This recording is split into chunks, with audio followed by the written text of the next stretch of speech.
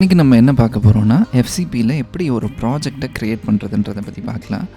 So நான் FCP open பண்ணியிருக்கேன்.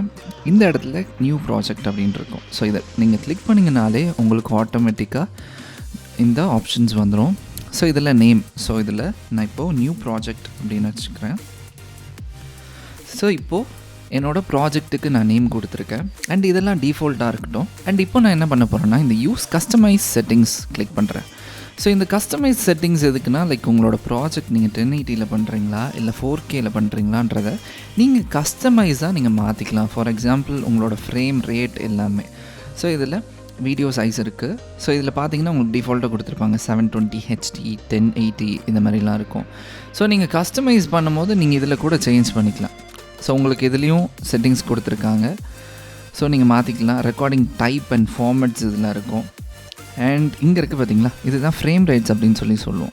So இப்போ for example 60 frames per second and 1920 × 1080 ரெசல்யூஷனில் நான் வச்சுருக்கேன். அண்ட் ஆடியோ சேனல்ஸ் எல்லாமே அது ஆட்டோமேட்டிக்காக இருக்கிறதே இருக்கட்டும். இப்போ நான் ஓகே கொடுத்தேன்னா இந்த டாப் கார்னரில் பார்த்தீங்களா என்னோடய ப்ராஜெக்ட் க்ரியேட் ஆகிருக்கு. 1080p HD 60 frames. ஸோ இப்படி தான் நம்ம ப்ராஜெக்ட் க்ரியேட் பண்ணணும்.